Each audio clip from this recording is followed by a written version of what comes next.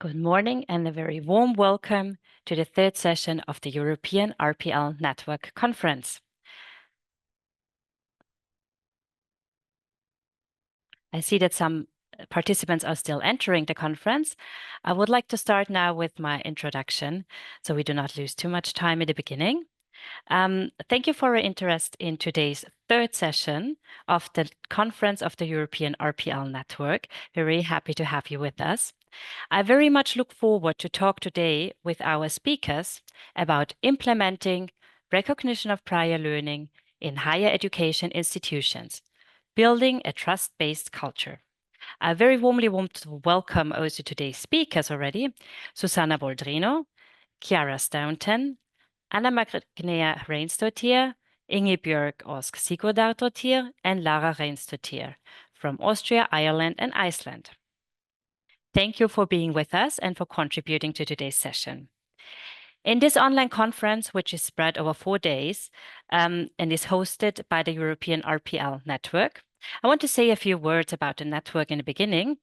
The European RPL Network is the Association of National RPL Networks in Europe, and our aim is to connect national networks and institutions in Europe that deal with recognition of prior learning in the context of higher education. We want to draw attention to the possibilities of prior learning and contribute to the development in this field. My name is Agnes Witzony, and I will guide you through today's session. I work at the Austrian Agency for Quality Assurance and Accreditation, and AQ Austria has been involved in projects on RPL in higher education for over a decade now. We also coordinate the Austrian RPL network.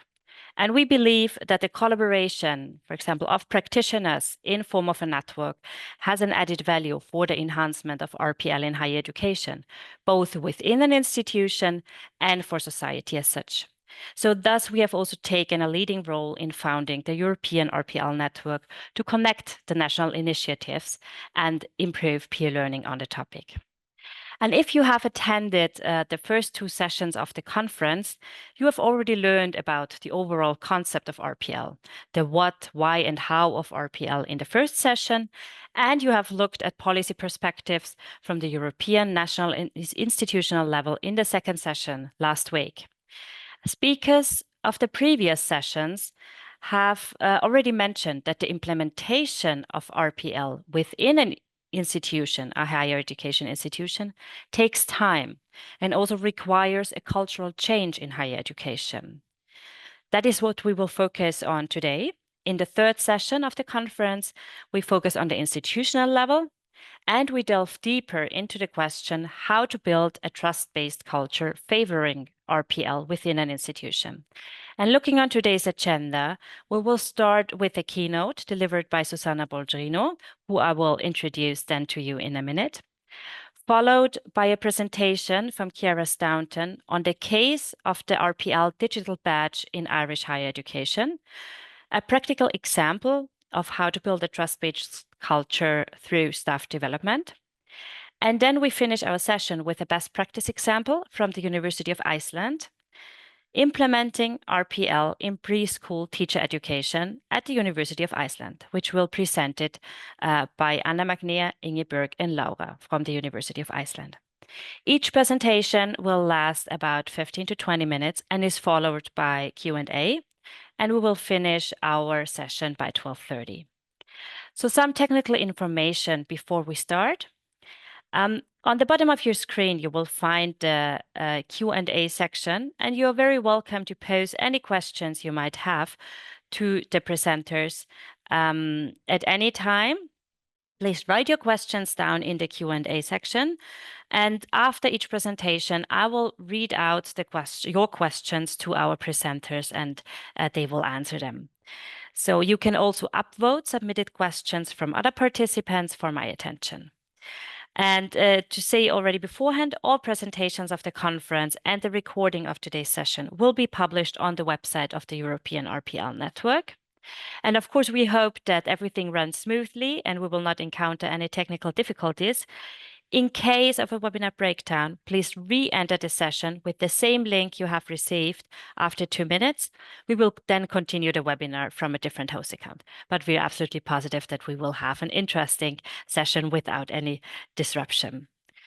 Now, please let me introduce our first speaker, Susanna Boldrino from Austria, who will, yes, you're already here. Hello, Susanna.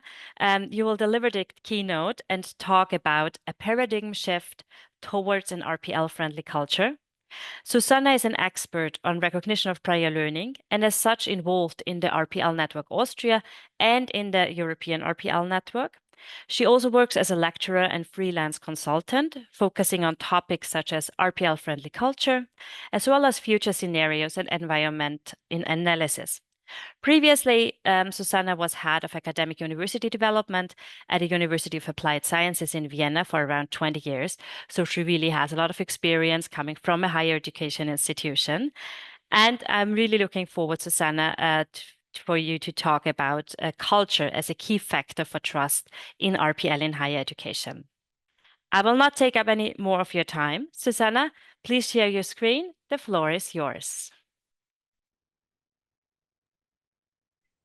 Thank you. I'm going to share the screen before, just a second. So, thank you for this kind introduction, and hello and good morning from the south of Vienna. It is pretty cold today and it's gray outside, and I'm very happy to be here with you. Today, we'll discuss the implementation of recognition of prior learning and the shift towards a culture that supports it. In the last two sessions, as you've heard before, the importance of a trust-based culture for RPL was highlighted. We heard phrases like, it's a hard cultural change, and it's a culture question. So let's begin. But first, by looking at the broader picture, our world, and the traditional role of higher education institutions. It is a time of change. I'm sure you agree, and perhaps recent news such as the US elections come to mind. Futurist Matthias Hawkes describes this as the big shift, saying we are at the start of an omni-crisis. What is this word? The world is not afflicted by one crisis or many, but by the crisis of the whole. The World Economic Forum in Davos identifies 4 major long-term transformations: AI, climate, shifts in power, and demographic changes. And what about higher education institutions now? Higher education institutions are expected to offer solutions for the future. That's what the policies of the European Union aim for. You're familiar with policy goals like upskilling, reskilling, flexible learning paths, lifelong learning, the social dimension, and so on. But what about recognition of prior learning? Recognition of prior learning plays a key role in all these policies and is central to achieving these roles. Yet, RPL remains largely invisible in most higher education institutions. As we heard in the second session, Norway promotes RPL, but still relies heavily on grade-based recognition. And this is not unique to Norway. It's worth asking if higher education institutions are still acting as gatekeepers of academic knowledge. We might also ask if the worlds of experience and academia remain separate. Take a look at the two pictures here on the right. They look very similar, don't they? One is from 1956 and the other one from 2024. Of course, higher education institutions have evolved significantly, especially through the COVID-19 period. Yet, the core concept of education remains largely unchanged. As Wong puts it, this was 2014, it can be difficult for academics to shift from being gatekeepers of study-based knowledge to mentors of learners whose knowledge comes from life and work experiences. This brings us to two key questions about implementing recognition of prior learning. The first question is RPL implementation merely a technical and bureaucratic task? What do you think so? Or is it something more? The second question is RPL only relevant to a small group of experts, or does it represent a larger transformation for higher education institutions?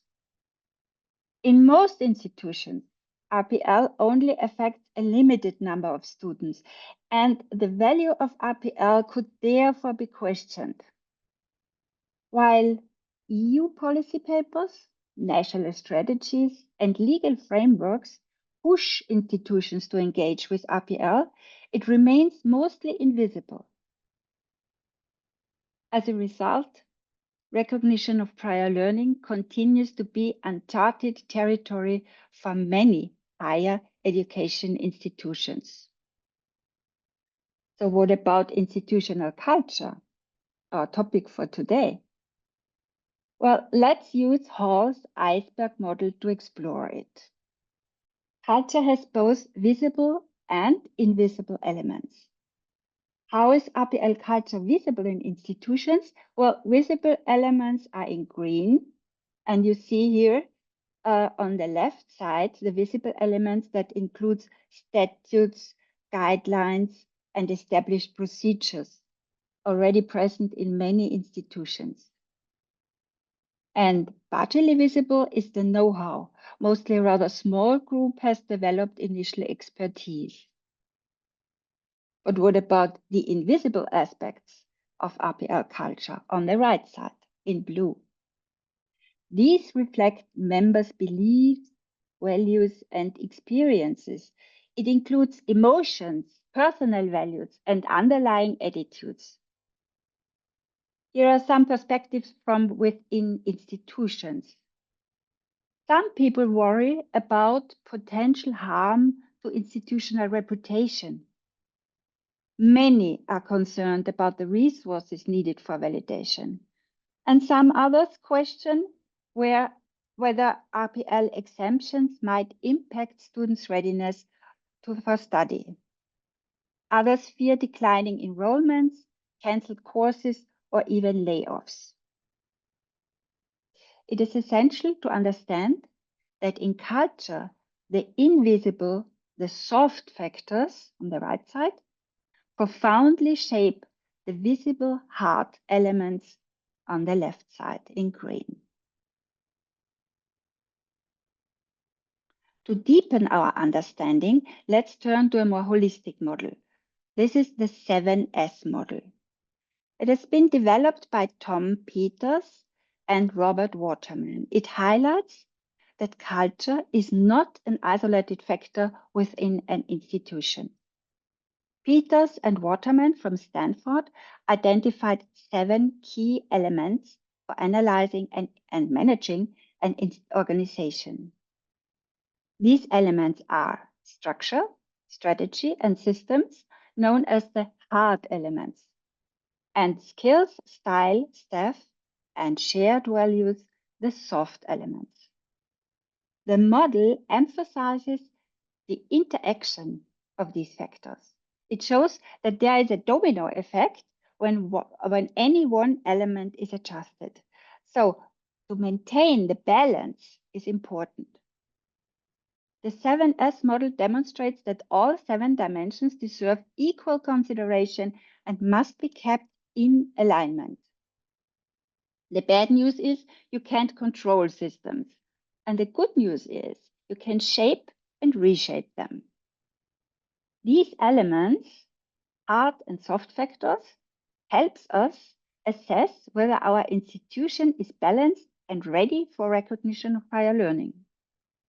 And I repeat that the soft factors, our values, attitudes, and behaviors, ultimately shape the hard factors. Thus, the culture within our institutions become the key success factor for building trust in RPL and ensuring its successful implementation.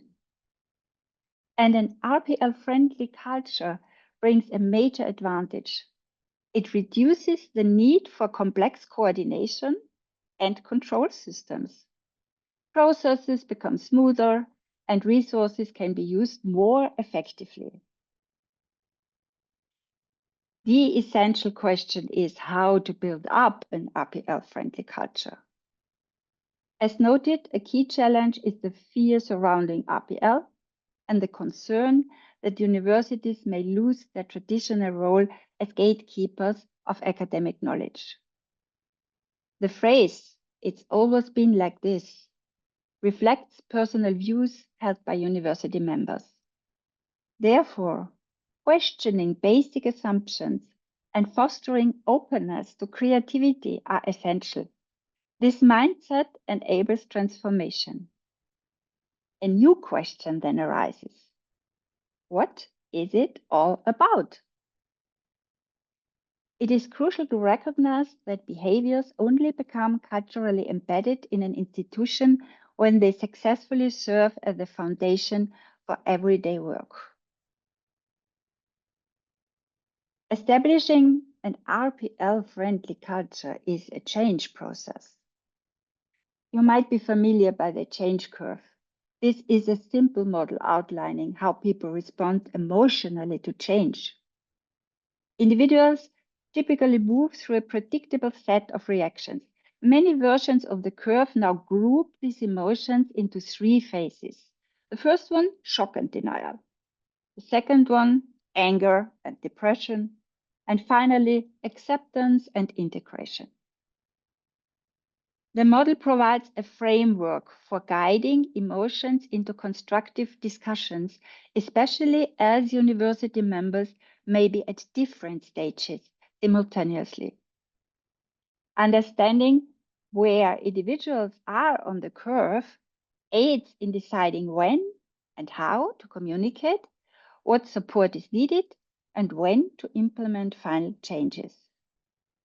Now, who are the 3 key players shaping an RPL-friendly culture? The 3 key players we identified in the European RPL network discussions are university management, faculty, and students. The legal framework offers orientation and guidance for developing a shared RPL-friendly culture. And building on this foundation, the management links recognition of prior learning to quality enhancement and the growth of the university in strategy. The faculty members view RPL as a developmental process with clear learning outcomes, difficult, I know, and quality assurance mechanisms. And students gain confidence as well-informed and engaged stakeholders. Now, let's consider overarching themes for building an RPL-friendly culture. And within these themes, each key actor contributes to the achievement of common institutional objectives and to build up an RPL-friendly culture. First, communication and transparency. Well, communication and transparency may sound so general, but they are crucial in shaping a new culture. The goals and benefits of RPL must be communicated clearly at all levels. This might, for example, include an engaging landing page on the website or regularly organized RPL workshops for students and faculty. Such efforts help everyone to understand RPL processes, quality standards, and expectations. Second, most important, I think, accessible language. Clear and open communication requires a jargon-free language tailored to each group's needs. The terms learning outcomes, competences, validation will undoubtedly be unfamiliar to students. or specific terms in quality management might be unfamiliar to lecturers and management. They need to be translated.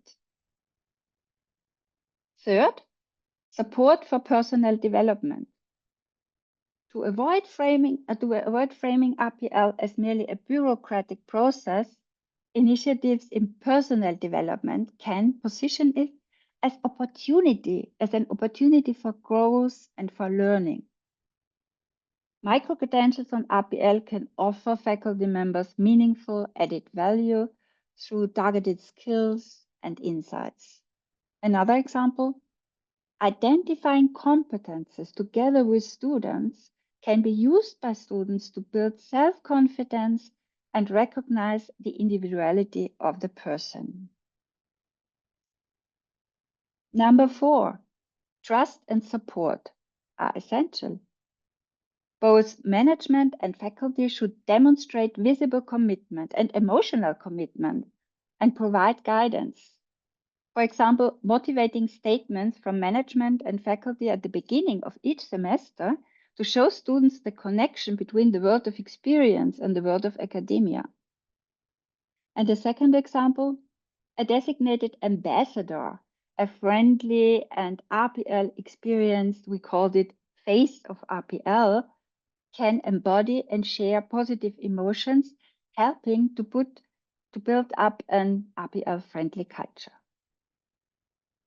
And last but not least, strategic utilization and optimization. To manage the workload that is high, RPL should be aligned with other institutional goals, such as lifelong learning, increased enrollment, quality enhancement, inclusion, social dimension, and so on.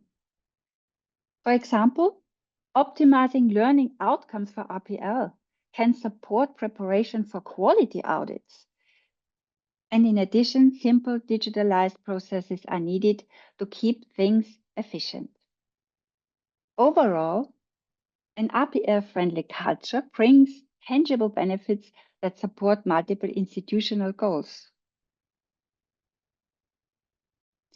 An RPL-friendly culture allows us to envision a new approach to RPL within our institutions.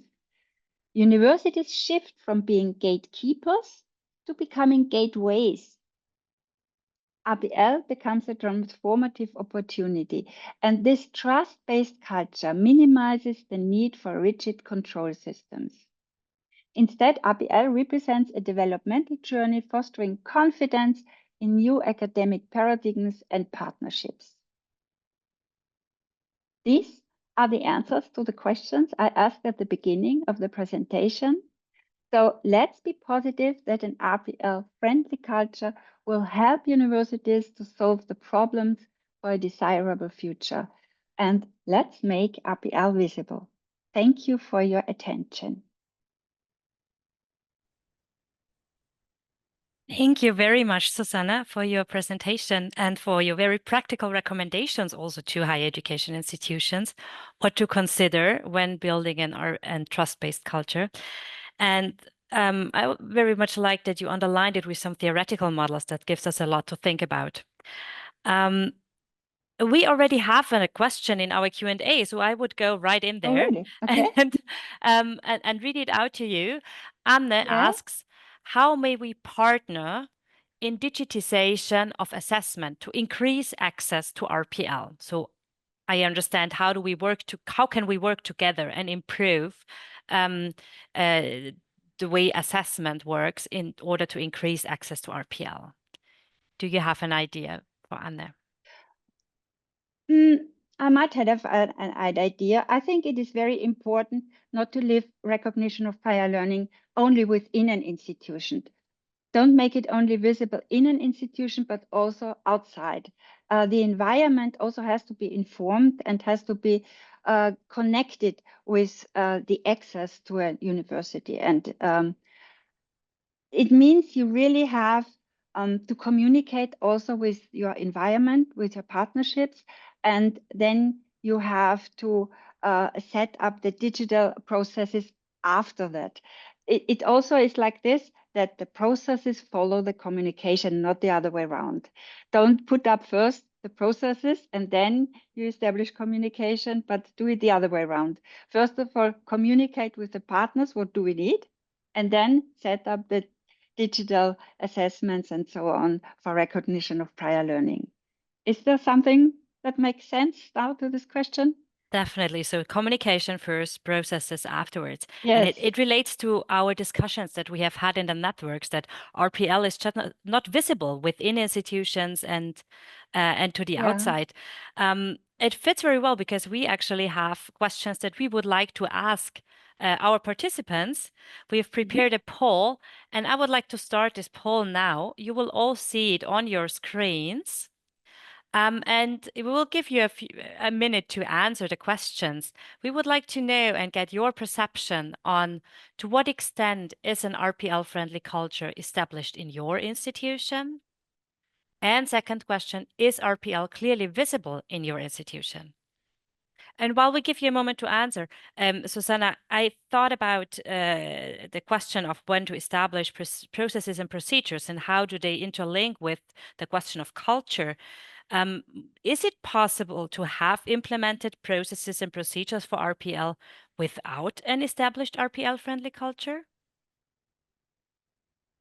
In my opinion, a clear no, it is not.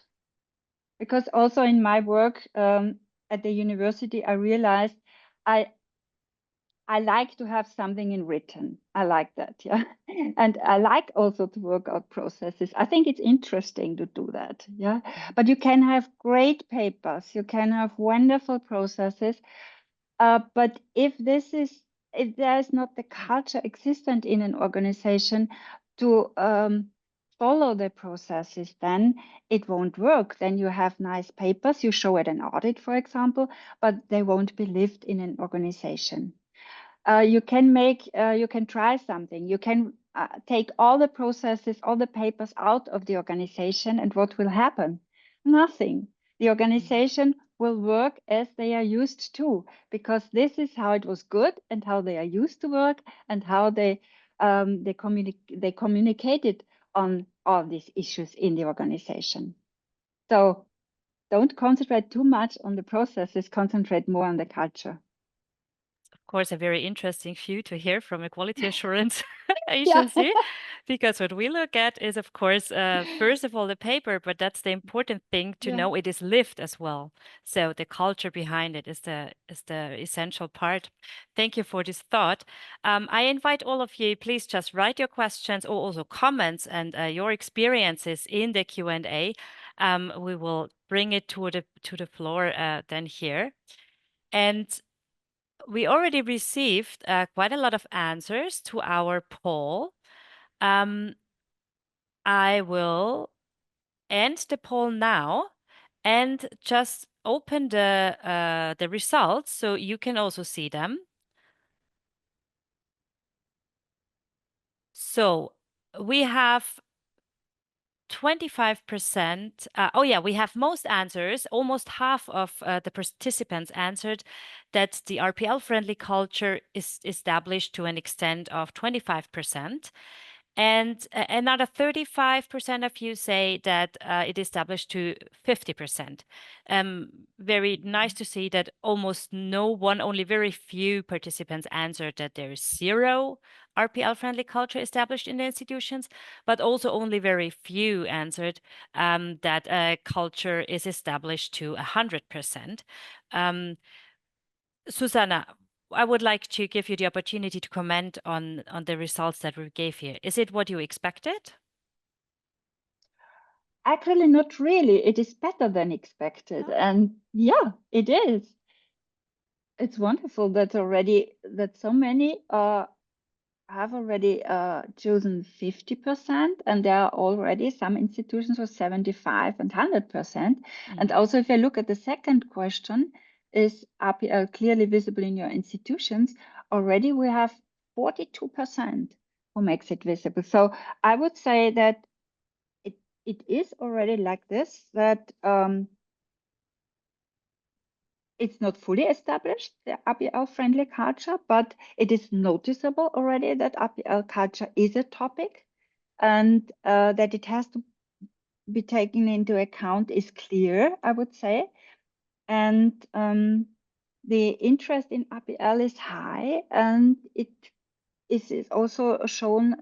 Probably the visibility is more inside of the institution. It would be also interesting to know if it's also outside of the institution. Yeah. But Yeah, the yeah, second I'm surprised. I'm surprised, I have to say. And positively. yeah, That's positively. good to hear. Yes, it is. I Yeah. see that we have a question that we were not clear in the beginning how we are defining RPL here. Claire asks, does it include the recognition of prior certificated and experiential learning? Because that would have impacted her answering the poll. Mhm. So we always a recognition of prior learning in the context of higher education for us is always recognition of non-formal and informal learning. So also learning that may be certified but not in the formal education system. So I'm sorry we did not clarify that before, and the poll is closed now.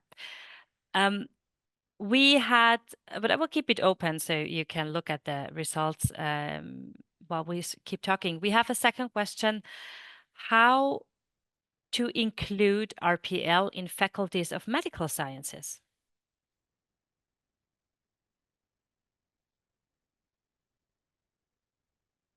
Susanna, do you have an answer? I know you're not coming from a medical university, but you do. No, but we have nursery, and we have also this um, other professions from health studies. So I just was thinking, and I don't see a big difference. I think it is the same. It is the same. You also have to have this to fulfill the overarching themes. You have uh, to have a strategy, first of all. You have to build up the know-how. You have to have the management commitment, and you have to communicate. This is something very important. And you have to have the face for RPL, somebody who is also listening uh, to emotions, and to really is ready to discuss recognition of prior learning. But I don't see any difference in the disciplines. Interesting view. Thank you. I see we also have a comment from Maya, um, who says that RPL-friendly culture is established on study program level and not on institutional level, meaning that in her institution, there's a huge difference from different study programs to each other, from in some areas where RPL is not accepted at all and to other areas where it is fully accepted. Do you think that is a common picture we could see in higher education institutions across Europe? Yes, definitely, because there are different people in different study programs. And so if we have a look at the personal values people have, they are different in different study programs. I think it's not the disciplines, it is the people that make the difference. It is if they are very much afraid of RPR, and, as I said, are afraid to lose the role as a gatekeeper for academic knowledge, then they won't accept recognition of prior learning. But otherwise, if they are open-minded, if they think creatively, then they are open also to try recognition of prior learning. So you say that it's not a matter of disciplines, and RPL can be implemented in all disciplines, in all areas, but it's the people that have to be convinced and to show the face Yes. of RPL-friendly culture. I see that there's a lot going on in the Q&A right Yeah, now. I need to me have a too. look. Thank So you you. can This is also great. upvote questions, and I will take those who are upvoted. And I will take the first one from Lowry. How is RPL experiential assessed in your institution, Susanna? Meaning, what do the students have to do to prove their learning? And okay, this is a Wait, where is comment. it?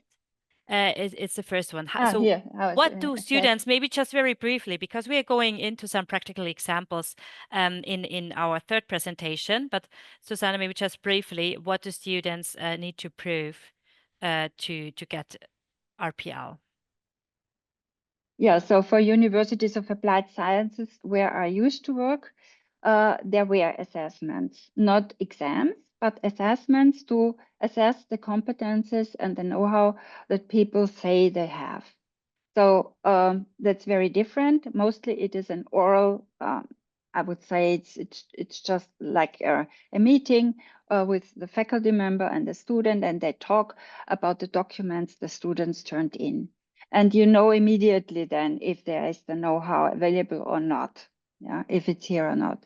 I teach project management and resilience, and I can, after 5 minutes, I notice if the person is familiar with the topic or not. So I think it's very important, again, here to communicate with the student, to make the competences transparent, and to really see the individual person behind, and to check yourself as a lecturer, is the person then capable to follow later on in the study program. Thank you for this very short and precise response. As I said, our colleagues from Iceland will also go a bit deeper into the practicalities of implementation. I see there's also a comment that Phil has worked on a PhD thesis on values, beliefs, and assumptions in RPL. So that would be very interesting if you will share it with us, Phil. For all Wonderful, of thank you, there is you. on the website of the European RPL network, you will find our contacts, and of course, you're welcome to contact any of the presenters and the European RPL network for any further communication. That's the purpose of a network, to learn from each other and to stay in touch and to connect each other. You can also keep writing your questions. I have to finish with Susanna for now. Susanna, if there are any further questions, you will also answer in the Q&A yourself in written. Yes, of course. And just to round it off, I would like to ask one final question to you. In your presentation, you have stressed the importance of so many factors and the balance of 7 dimensions, soft and hard factors. It just like when I imagine coming from an institution, looking to start a change process, it looks like a huge amount of work. Do you have a recommendation for our listeners, for our participants? Where should they start? What would you advise them? What theme of the RPL-friendly culture? What makes the most difference? What's the starting point? Yeah, I know there are still a number of reservations, and everybody is afraid of the big amount of work that is coming with the implementation of RPL. I would like to strengthen one more, that all 7 dimensions are balanced or have to be balanced, and that there is like a domino effect with these elements, and the interaction of these factors is very important. And it seems like such a big task, but if you start with one element, then the other ones will follow because of this domino effect. So I would recommend to start with the jargon-free language, first of all, because this builds a community right away. And you have the key players at the very beginning with you when you have this language. And then if you have that, then start to nominate an RPL phase, because this person then gives the opportunity to discuss really RPL issues, to share the feelings and the reservations, and to provide help and understanding. And then I'm sure you will see that all the other elements will follow right after when you interconnect them also with other strategies. So I think it's not such a big amount of work. It's just a good planning. As a project manager, I have to say that a good plan is always the best thing to gain, to come to an objective. Thank you very much, Susanna, for that practical advice and your insight. And you will stay with us and answer any further Yes, for questions that come sure. through the Q&A. Thank And you. thank you for this interesting discussion. Thanks a lot. I would now like to welcome our next speaker, Chiara Staunton from Ireland. Hi, Chiara. Nice to Good see you. morning. Chiara is Academic Operations Manager at Adult Continuing Education at the University College Cork in Ireland. And in 2016, Chiara commenced work on the development of a cohort approach to RPL with a group of farmers in West Cork, which is, as I may say, a very well-known good example in the RPL community. And you say that it has resulted in a robust approach to RPL at the Adult Continuing Education in UCC. And Chiara is also the joint co-lead for UCC on the National Human Capital Initiative project on RPL in Ireland and has co-led the staff training and development aspect of that national project through the digital badge in RPL, which is an important piece to build a trust-based culture among the universities in Ireland. And you will tell us more about that in your presentation, Chiara. I remind everyone, just keep posting your questions. We will pick them up after Chiara's presentation. And now, Chiara, the floor is yours. Thank you very much, Agnes, and thank you everybody for attending this morning. It's lovely to be with you from a very sunny Cork in Ireland. So I want to really thank Susanna for a wonderful presentation because it has also really helped me to percolate my thoughts around how this digital badge has really supported our work in Ireland in developing that trust-based culture and within some of our higher education institutions. So I would like to present a case study of a digital badge on the introduction of RPL, which my colleague, Dr. Claire Walsh, and I have delivered to over several hundred people now in this country as part of a national project. So to do that, let me just give some context around what the national project is, because it's an important piece of work that is happening in Ireland, which has really been bringing RPL from the margins into the mainstream within our higher education institutions. So the HCI, Human Capital Initiative, government-funded project is a 4-year project. It is soon coming to an end in March into 2025. So we have had a solid 4 years on this project. It is a collaboration across our Technological Higher Education Association and our Irish Universities Association. So essentially, we had 14 publicly funded higher education institutions sign up to this project from the get-go. And the overarching purpose of this project was to do the following.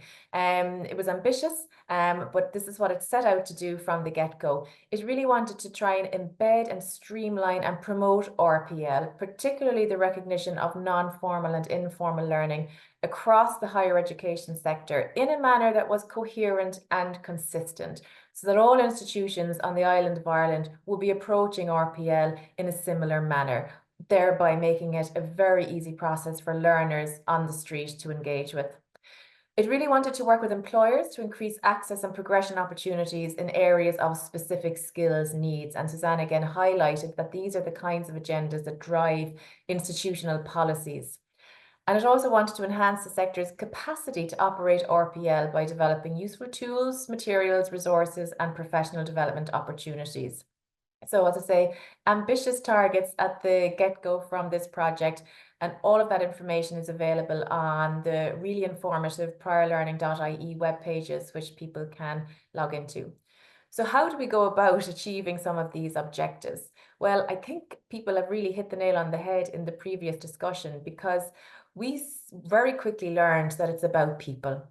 It's people who can really bring RPL to life. RPL is practiced by so many practitioners who are passionate and who understand how important RPL can be for access into institutions, but also for successful transitions for learners through their courses of study within higher education institutions.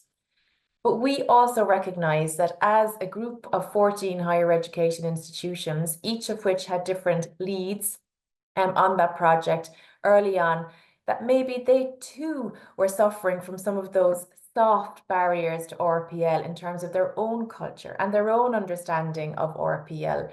So we quickly set about maybe looking to how we could improve and support the project leads in developing their own knowledge around the whats, the whys, and the hows of RPL that would foster their confidence when they were speaking to all the relevant stakeholders in their own institutions. Because as we know, and as Susanna rightly said, it starts with the higher level management, and it trickles down to people who are then actively engaged in RPL through the academic aspects of assessing an RPL application, to the administrative offices who are deciding that all the paperwork is in order perhaps, and right through to professional services. So everybody has a part to play if RPL is to be a mainstream activity in a higher education institution. So the RPL digital badge essentially was an idea or a concept that was already in existence in Ireland through the National Teaching and Learning Forum. So it was a little known badge that had been developed by some of the gurus in Ireland around RPL, Dr. Deirdre Goggin from Munster Technological University and Dr. Cathal Dupuer. So I had been a beneficiary of the digital badge myself when I wanted to upskill my own knowledge around RPL. When I became more involved in the practice of it, like any academic, you feel more confident when you feel you have a piece of paper which attests to your knowledge in an area. So the badge already existed. But what we did for this project was tweak the badge a little bit and design it in a way that would really recognize the current landscape of RPL in Ireland based on the work that was happening on the national project. So this became part of the overarching kind of staff training and development that we engaged in within the sector. So the badge, just to give you some practical aspects of what the badge consisted of, it really had 4 learning outcomes, and those didn't change from the original design. So what we wanted our project leads to engage in this badge first and foremost, but we also wanted to encourage other staff members across the different higher education institutions to engage with this badge. And really what we were hoping that it would achieve for our learners would be the following: that they would be able to explain the concept of RPL and reflect on its application within their own institution, given that there was movement happening through this national project, that policies were being reviewed, that web pages were starting to appear, all the things that Susanna has said that would make the institutions ready to take on RPL in a much bigger way than it was already happening, because it is and it was already happening within the country. We wanted participants to be able to reflect on the potential impact of RPL for its institution, its staff, and also its students. So looking at RPL through those different lenses. We wanted them to be able to identify policies and consider their alignment with practice. So again, knowing what the processes are, knowing where to find a policy and bringing those pieces to life. And finally, from a very academic perspective, to be able to analyse relationship between programme and module learning outcomes with the RPL candidate. And I think that piece is critical because, like somebody has already asked in this forum, how do people do those kinds of assessments? That seems to be a big question. Academics also have that question. They may say, we've already done it this way. Why would I assess an RPL candidate? I only know how to assess students in my classroom. So it was about trying to be creative and support academics and staff around their own knowledge and give them the confidence to just try RPL. I really liked Susanna's presentation because I feel that what this digital badge has done, or it aligns very well to this kind of strategic utilization and optimization piece of developing that culture. Because across all the institutions, we really wanted to ensure that RPL wasn't seen as an ad hoc process that is done on the periphery, that really RPL at its core does align with institutional goals like lifelong learning, and it can have a real part to play in increasing enrollment and access, which also brings diversity to the student body. In order to do that, you have to have simple processes and clarify those objectives, which is also what we wanted this digital badge to support participants to be able to bring this knowledge back into their institutions and share. But most importantly, the purpose of this badge was really to build a community of practice among all of the institutions in Ireland who were engaged in this national project and beyond into all those other institutions. We really feel that the ground force movement comes from the people who believe in RPL, the people who are practicing it. And to do that, it's by only allowing a space for such people to share the knowledge that they have and build that practice across the institutions. We felt nationally this would have real benefits that outlived the short duration of the project. So let me tell you exactly what the badge consisted of, because many people in other institutions in different countries may benefit from this knowledge. So the badge was a very simple content. It consisted of 25 learner effort hours, which participants were required to do. And we delivered it as follows. So the badge was delivered every Wednesday morning with live webinar from 9:30 to 11 a.m. with a prompt start and finish time, because everybody engaged is very, very busy. So that constituted 9 hours across 6 weeks. A big success of the badge was this peer-triad participation, whereby participants were divided into small groups of 3, and those groups would have to meet for 1 hour per week at a time of their choice and through a mechanism of their choice, online or face-to-face, through WhatsApp or through Zoom or through Teams. And they would discuss the content of the badge, but they would be given activities that would support their learning on the badge. So just 1 hour per week. And finally, an additional 10 hours across the 6 weeks through self-directed learning, through course materials, and the completion of those guided activities, with the final production of a learning of journal, learning of reflection, which captured participants' learning across those 6 weeks. That was non-assessed because the digital badge, as people will know, is an uncertified piece of learning. We had a Moodle site. The virtual learning environment was a Moodle site, which was very neatly arranged and very easy to navigate for our participants. The content was divided into 6 chunks, 6 weeks of work. And we have the tiles here, which you can see. Our first week was getting started. Week 2 involved setting the scene. Third week involved enabling success, conceptual frameworks. Finally, the learner voice, practical approaches, and policy. So these were the topics that the badge covered over the 6 weeks. And each of those tiles contained the recordings of the live webinars, contained useful resources, contained the materials and the guided activities that the learners needed to engage with without being overpacked or overwhelming for participants. Upon completion of the 6 weeks introduction to the RPL digital badge, participants had the opportunity to take an additional 5 learner hours, through which then they could earn what we called a facilitator badge. So this badge also was very beneficial to participants, because what it allowed them to do was for them to be able to deliver the introductory badge in their institution.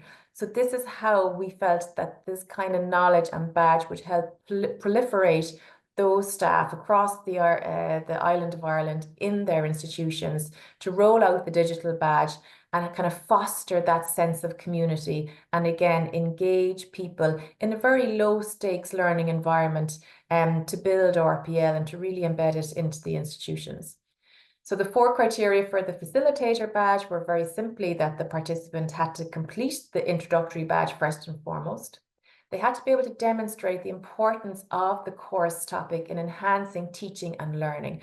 So this is important because it's about placing RPL front and center into curriculum design and curriculum assessment. So if everybody is thinking when they are designing new programs or writing learning module outcomes or writing assessments, that they are also thinking of the RPL candidate, not the traditional student who has come through formal education settings. They needed to be able to contextualize the material in a way that they might deliver it in their own context and their own institution.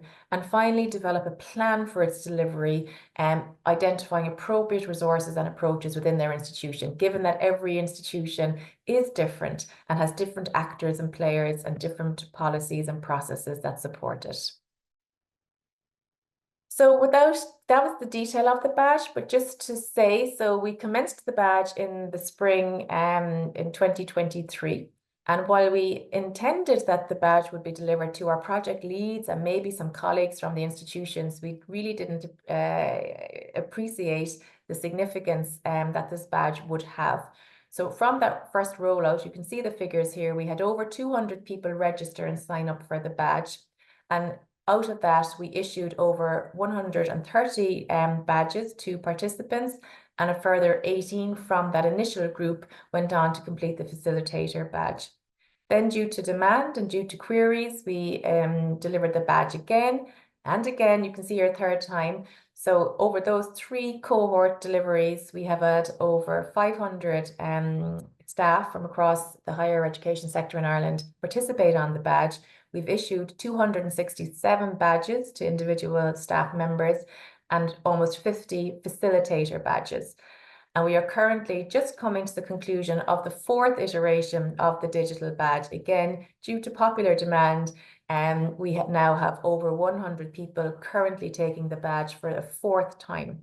So this has been really, in a short space of time, been a very successful bridging tool in order to meet the demand and really bring the work of the national project to life across the different institutions. So I've mentioned the peer triads. I've included this slide just to reiterate how important those peer triads are, because that space allows some of those invisible aspects and barriers that are personal, those personal beliefs. It allowed space for those to be discussed, to be interrogated, to be scrutinized in a safe space with colleagues from different institutions. It also allowed a mixing of participation experience. So again, on the badge, we've got people who understand RPL and are practiced in it, with people who are complete novices. So being able to learn from our peers was a really successful part and a core component of the digital badge. We, of course, evaluated the badge after the first iteration and continue to do so. And just we can see here the nature of the questions that we ask our participants, but overall satisfaction is extremely high in not just how the badge is delivered in terms of the resources, the materials, the prompt start and finish time, but the qualitative feedback has been very strong in supporting the outcomes of the badge, in that participants have really enjoyed it, which I think is testament to how we delivered it, given that our audience all work in higher education institutions. So we're all working within an academic space. And really, for Claire and I, the most positive aspect is the feedback we get, that we really understand and feel that our participants now feel empowered. They feel confident. They feel they know what questions to ask. If they don't have the answer, they know there are some friendly faces, even if not within their own institution, but now across the different institutions, to whom that they can ask. So we really feel that this has fostered a sense of can-do attitude around RPL in this country that we hope lives, as I say, beyond the scope of the current project, and then helps those practitioners of RPL to utilise the tools and resources that the national project has provided in a way that gives them life, and that gives longevity to RPL, and that really helps to support it becoming a mainstream activity in our institutions. So in conclusion, I think that our digital badge has stimulated interest and motivation for the practice of RPL across our higher education sector in Ireland. It encouraged our participants to really deepen their awareness and understanding of RPL, and to see RPL not just as a process, but as a practice, and something that was rigorous and something that could be quality assured, and something that has an academic discipline underpinning it through the various conceptual and theoretical frameworks that we provide our learners with on the badge. It allowed those within the sector to discuss and learn from each other, as I say, and that sharing of knowledge and experience was pivotal in the success of the badge. I would not be surprised if we have some participants who are in the audience today, and they might like to put their experience into the chat. Being able to mix the different roles and services within the institution, academic, administrative, service and professional, that also allowed each actor to view RPL from that different lens. So from the academic, as I say, who might be looking at an application with a view of how to assess it, from an administrative service person who's looking at the RPL application and wondering what to do with it and who do I give it to. So having those people around the table, really, again, gave everybody the idea as to how RPL stimulates all of those internal processes within the institutions. It has had a really positive impact on attitudes and behaviours, which I think Susanna rightly highlighted can be a big barrier to implementation of RPL. So trying to break down some of those barriers, we think we've managed to achieve that through the digital badge. And also, most importantly, our main aim was to build that capacity and collaboration through sharing of RPL knowledge and practice. And we feel that that simple concept of the badge is one that people can take away, can mimic, can copy, but it has provided a useful mechanism whereby we can move RPL from the periphery into a mainstream activity, and that one that supports that kind of RPL-friendly culture within the institution. And here is my colleague, Dr. Claire Watch. A big shout out to her as well, because without her, it's herself and I have been delivering this badge 4 times now. We've had great fun doing it. Thank you. Thank you, Chiara, for this precise presentation. It really sounds like a great learning opportunity, the digital badge. And I remember when I heard about it the first time, I thought, wow, can I do it? Yeah. And it seems that it's really a big piece to build up an RPL-friendly culture, and a great opportunity to do so. So I'm looking at the Q&A to see if there's a question relevant to your presentation. And it is well known, apparently. Phil says that the RPL digital badge stimulates interest in RPL in Ireland and help to foster the network. So exactly what you were talking about, that it is important. It was a good booster for peer learning and for RPL in general, right? Yes, thank you, Phil. And Phil is somebody who is no stranger to RPL. So it's a testament that somebody like Phil took the badge, somebody who I would consider to, again, be another guru of RPL. Phil is somebody that Suzanne would refer to as that real friendly face through her work. So having her on the badge again was fantastic for other people to benefit from Phil's experience. So again, that kind of cross-pollination of knowledge and sharing and can-do attitude, I think really was very helpful. So thank you, Phil. So again, visibility is an important issue, Right. right? Yes. Yeah. And I was thinking back to our question that we asked the participants after the first presentation. I'm curious, Chiara, where do you see UCC on the scale of to what extent is an RPL-friendly culture established in your institution? Could you give us an estimation? Well, I think thanks to this national project and the work that my colleague Lindsay and I are doing, we are developing a staff-friendly culture from the inside out. So we took an approach that we needed to develop our policy and processes, a little bit like what Susanna was saying, opposite to what she said, before we communicated. So we want our staff to feel empowered to be able to do it before the university is open for business.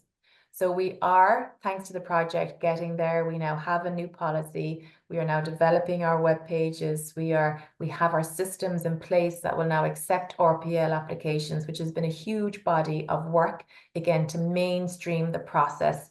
And the next step for us is the staff training, development, and making it far more visible, not just internally to the university, but externally to learners. Thank you.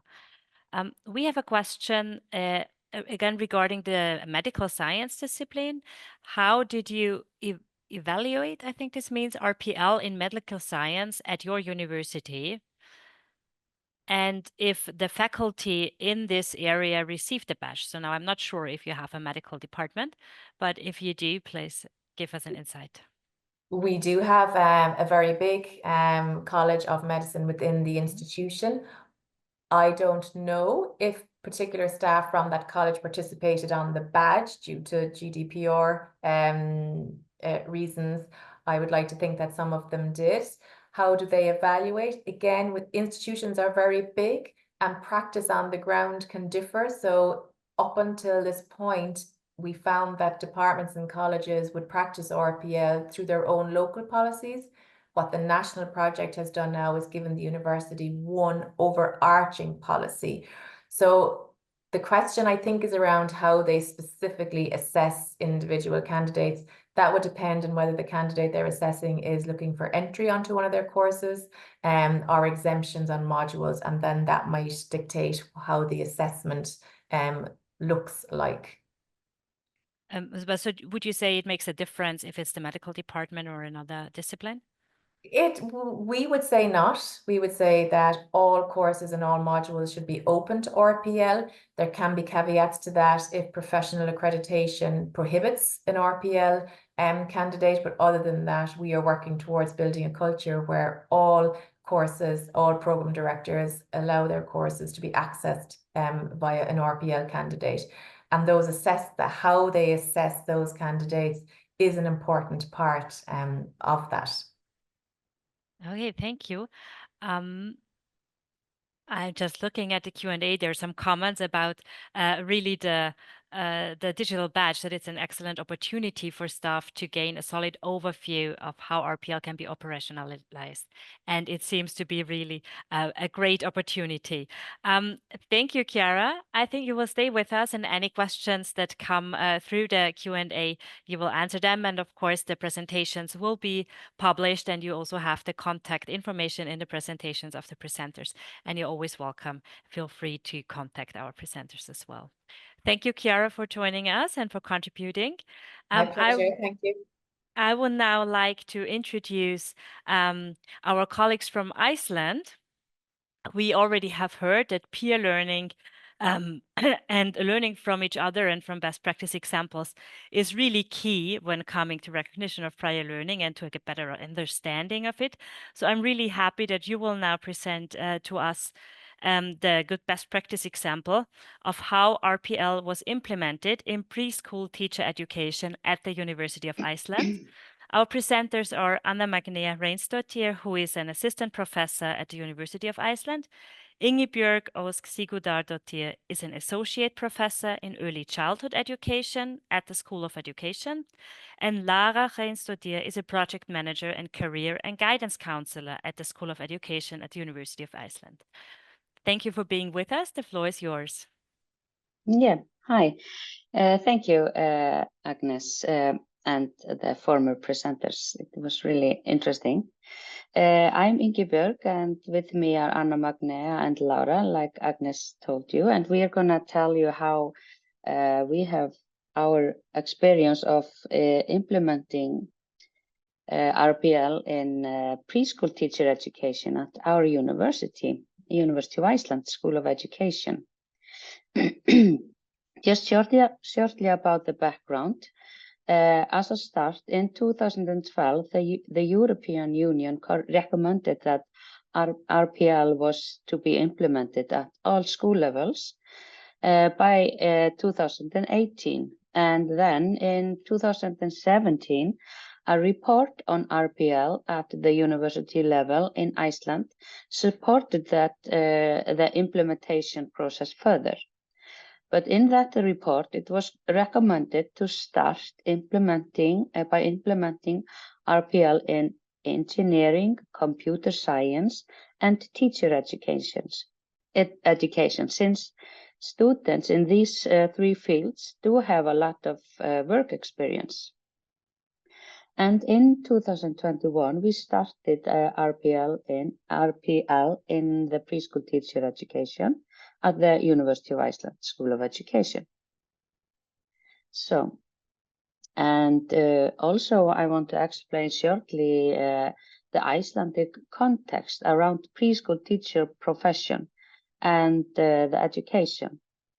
According to the preschool law, at least 2/3 of those working with preschool children should be educated as a preschool teachers with a master degree. That's since 2011 we have a master program for preschool teachers. However, the reality is that around 75% of preschool educators, those who are working with the children in Iceland, are not licensed as teachers. But many of these have a long work experience in preschools, and therefore there has been a great need to evaluate their prior learning and experience from working in preschool. And since we started the RPL in our program, over 60 students have been through the process. So it's not a big number, but in Iceland it is a lot. So there are already students in our program so the RPL can shortening their studies up to 1 year. And here is how we define. We have used this definition for RPL in our process, and we built on definition from regulation on continuing education since 2011. And just recognition of prior learning is a structured process where an individual's comprehensive knowledge and skills are formally assessed. The assessment may be based on formal education, work experience, internships, extracurricular learning, continuing education, volunteer work, and life experience of the individual. The individual must have acquired knowledge, skills, and competences in a specific field that can be applied in studies leading to a final degree or defined jobs in the labor market. So this is the definition we are using. We highlight that the students should experience the process as empowering and a process of learning. That is, learning what you know, what is required in the process, and learn how to present your knowledge. And this is in line with our experience from the 3 years of RPL in the preschool program. Furthermore, we see that the benefits from RPL is not only for the students, but it's also for the preschools they work in, for the university and the society in whole. For example, for the preschool, it can increase the opportunities for guidance and professional dialogues in the workplace.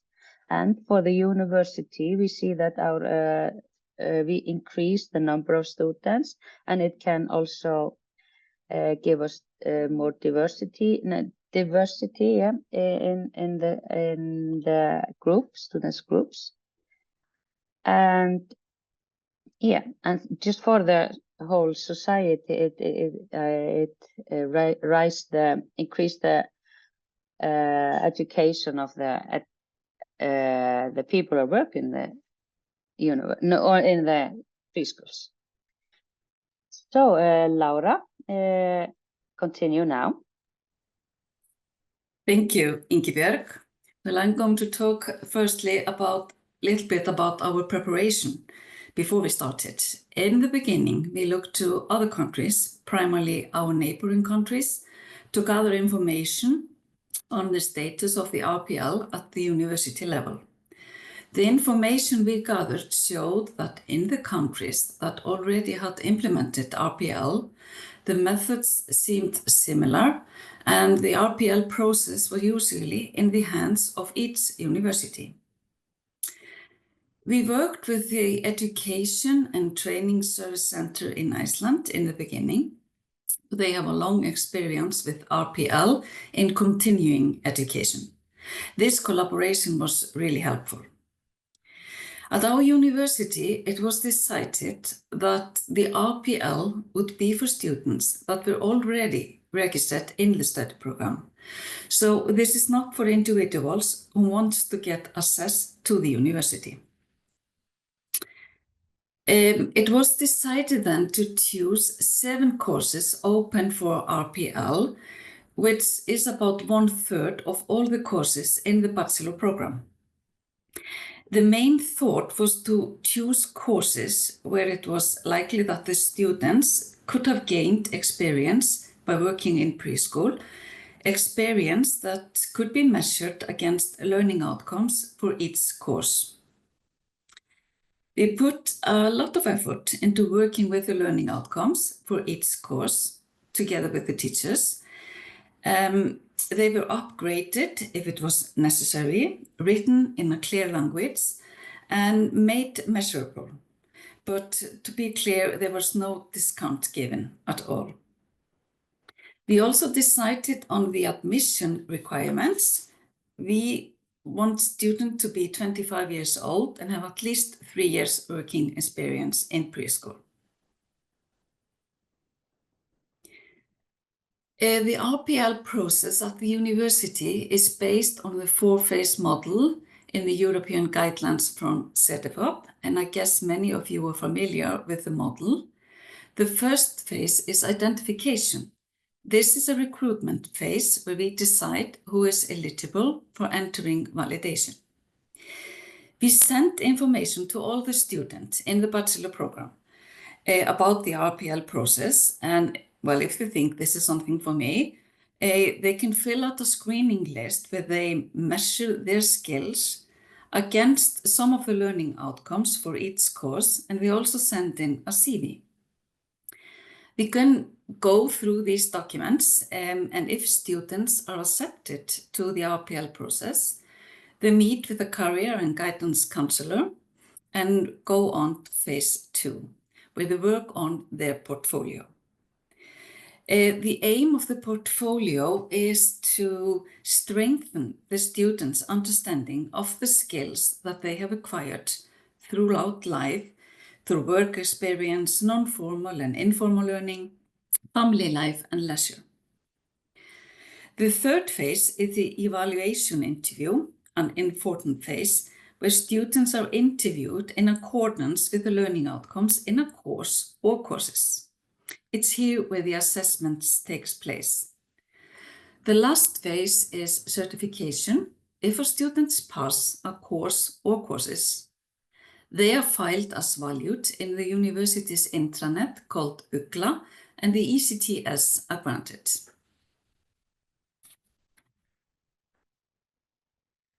If we focus a bit on the evaluation interviews, various methods were developed and used that are effective in assessing the knowledge and skills that students acquire through work in preschools. The methods were in line with the learning outcomes, and the teachers, in collaboration with our evaluators, took part in finding the best methods. To mention some of them, we can say that students could bring with them plans for collaboration with parents and colleagues, like for parent-teacher meetings, staff meetings, group session, music sessions, and so on. And they could also bring with them a daily schedule they had used at work. These plans were then discussed and reflected on. Students could also bring with them projects they had worked in preschool that were related to art, and some of them have taken many various and interesting projects. They were also shown videos to stimulate discussion, videos about parent cooperation and interactions among the youngest children. At last, we can mention that the student presented and reflected on a self-selected research article about music. Just to give you, some examples of what we have used. And then I hand it over to Anna Magna. Yes, and I will tell you a little bit about the students' experience of this process. Here are some reflections from students on the evaluation interviews that Laura mentioned. While the process can be challenging and even stressful, many students found it rewarding. One student said, "I did not find the evaluation interview easy, but the atmosphere in the interviews was good, which helped me to relax a bit. I had enough time to say everything I wanted to convey and enough time to think things through. I felt I was able to express myself in the subject as I was being evaluated on." And some noted the interviews were intense and felt there was room for clearer questions or more structured guidance. As one student said, "I found it very difficult to communicate everything I needed to. I felt I could have done better and remembered things afterward that I hadn't mentioned but would have liked to. It wasn't clear what exactly was being asked for, and I often felt I had answered the question, but it seemed that wasn't the case. I would have liked to receive more questions to have the opportunity to clarify my points better. However, the overall atmosphere was supportive, and the experience helped many students recognize their potential. One student shared that the process not only boosted his confidence, but also enabled him to shorten the study period by a year. He said, "My experience was that these tasks were challenging and stressful, but they showed me how much I can push myself and how strong I am to go through 6 extra tests and pass them all." Support from the academic advisors were also very important. The evaluation helped me graduate this summer. I managed to shorten my studies by 1 year. The recognition of prior learning gave me more confidence that I can achieve anything I set my mind to, and gave me greater self-belief. From this process, we gathered a few important insights. First, consistency is key. All participants should have similar questions and the opportunity to show their knowledge and achievements. The students appreciated the supportive interview environment. Lessons learned include the importance of shared understanding between evaluators and students on the students' knowledge and learning, and identifying areas where further education might benefit the student. And recognition by institutions like universities and employers is essential for the evaluation results to have real impact. Now, the RPL initiative has expanded to a collaborative project across 4 Icelandic universities: the University of Iceland, the University of Akureyri, the University of Reykjavik, and the Icelandic University of the Arts. This project is funded by the Ministry of Higher Education and aims to establish a unified, transparent validation process across various study paths, including teacher education, design education, and technical studies. By standardizing the RPL process, we hope to enhance access to education while also setting clear guidelines that maintain the quality of recognized learning.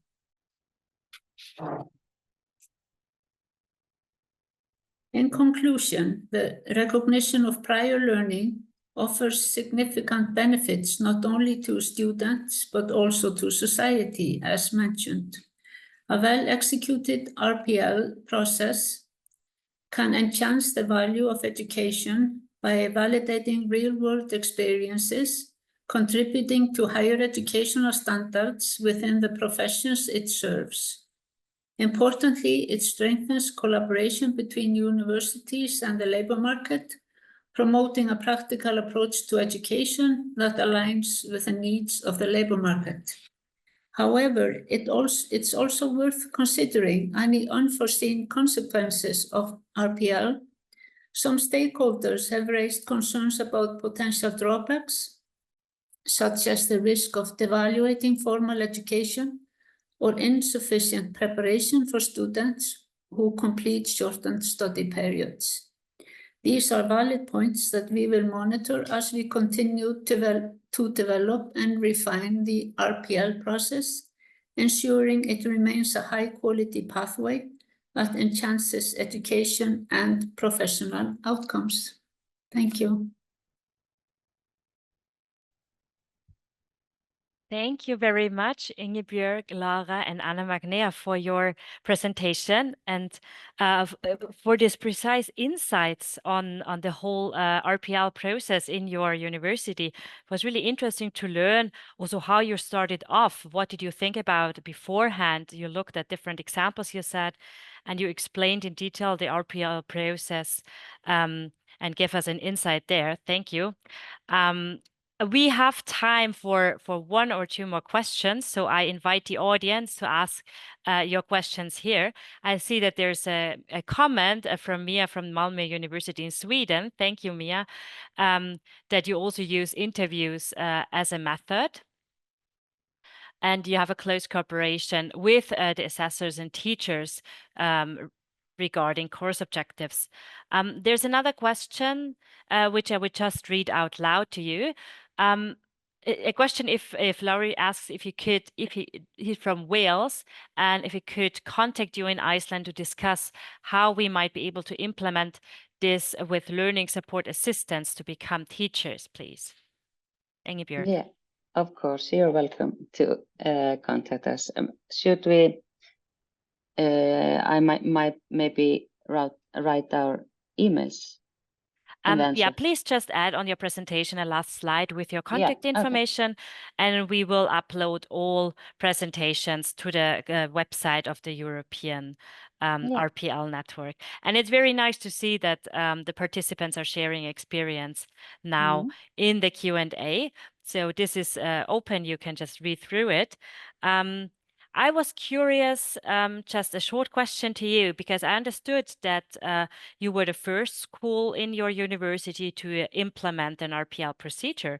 How did you manage to achieve trust within the university for RPL? Could you give some advice or insight into this aspect? Well, maybe I'll start. It was a struggle in the beginning, you know. We had a lot of gatekeepers that said, no, not my course, not my course. This course can't be evaluated, or you have to learn it from me, you have to learn it from my books.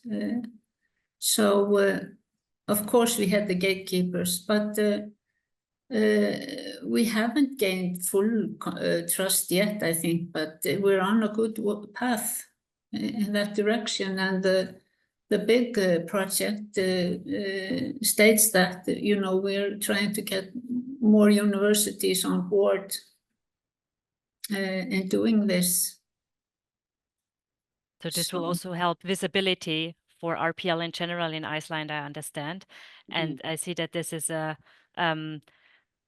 boost for collaboration is always improving visibility and understanding. Ingebjörg, you wanted to add something? Yeah, just add that when we explained for our colleagues that we built our process on the learning outcome for each course, and the students need to show the same knowledge as the students do, and also that we built on the courses, so you don't pass except you show the same learning outcomes or same knowledge and understanding.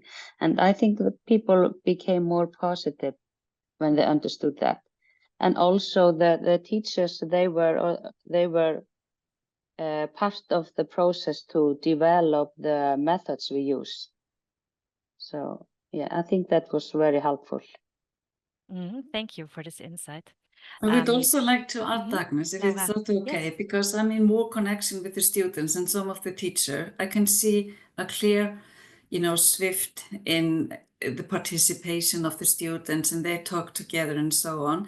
And I also think that the teachers, when they see these students that go through the RPL, they are quite good students, and they have now finished master studies, and we have, graduated them.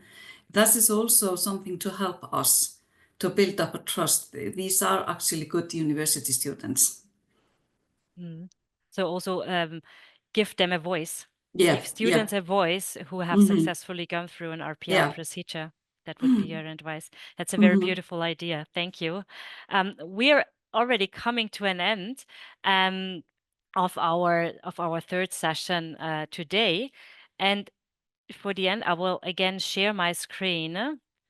So 1 minute. Yes, so you can see our final site, because there's been a question also for recommendation of material and for institutions that are just starting out with implementing RPL in the higher education institutions. And of course, I recommend you to follow also the European RPL network.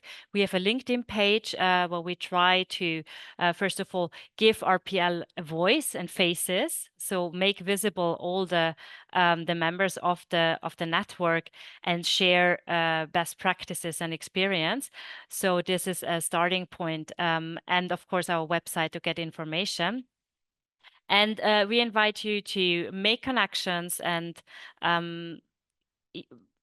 get in touch with other experiences. I think what our colleagues from Iceland very beautifully explained is that it made sense in the beginning to contact more experienced countries and other best practice examples they knew to learn from each other. Learning from each other is always key, we believe. So all the best for starting out with implementing RPL. And now I want to thank Laura, Anna Magnea, and Ingebjörg for your contribution and your presentation. Thank you very much for joining us today. It was really very important, I believe, to get an insight of how you implemented RPL in your university. Thank you. Thank And you. this brings me to the end of our third session of the webinar today. I want to thank all of you for participating in today's session, your attention, your questions and comments. As I said, learning from each other is the most important part, we believe. And I hope this very also practice-oriented session has provided you with some ideas on how to build a culture of trust for RPL in your institutions, some insights and ideas where to start, and if you do not know how to do it, who to contact.